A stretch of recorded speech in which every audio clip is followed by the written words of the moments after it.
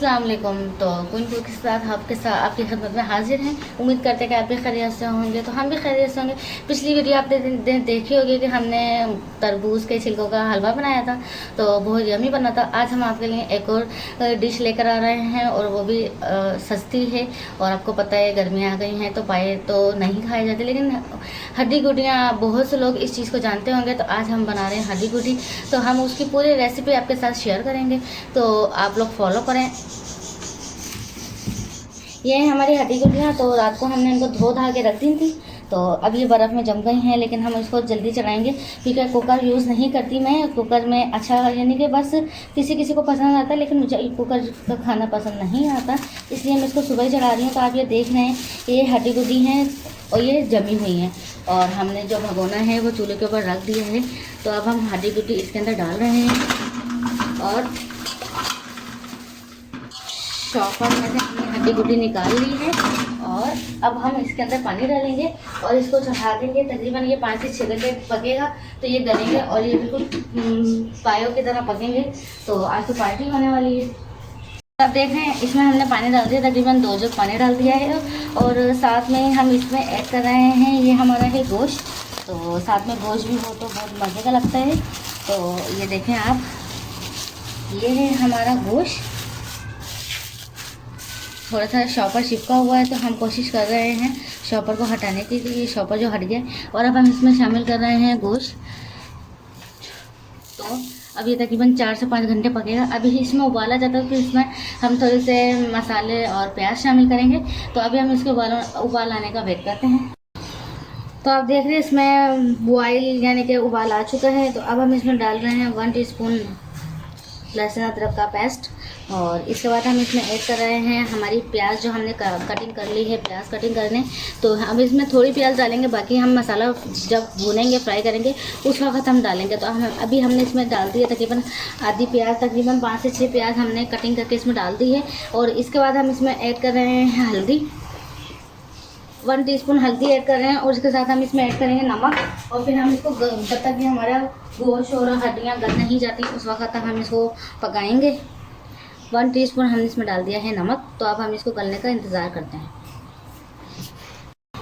तो हमारी जो हड्डी गुडियाँ थी और गोश्त जो था वो हमारा हो गया है बॉयल, गल गया है यानी कि। तो अब हम मसाला जो है वो फ्राई करने के लिए हमने कढ़ाई के अंदर तेल रख दिया है। तेल हमारा गर्म होता है, तो हमने प्याज, थोड़ी सी मसाला में प्याज और लहसुन अदरक का पेस्ट हमने ग्राइंडर कर लिया था।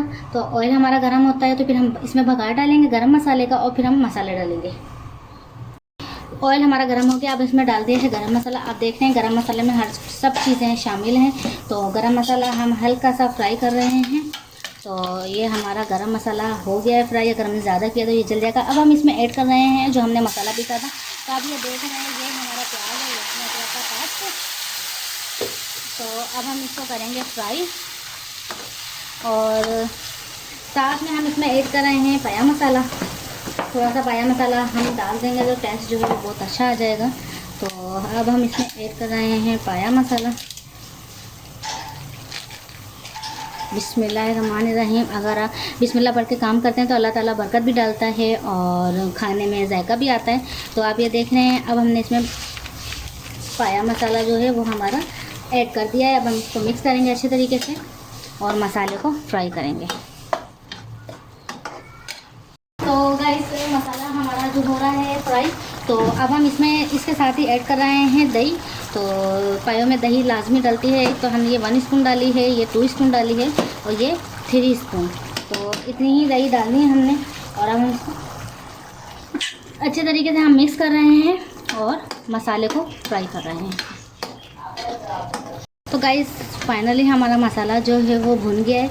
तो अब हम इस मसाले को जो हमने हड्डी गुडियों पकाई थी उसमें ऐड कर रहे हैं।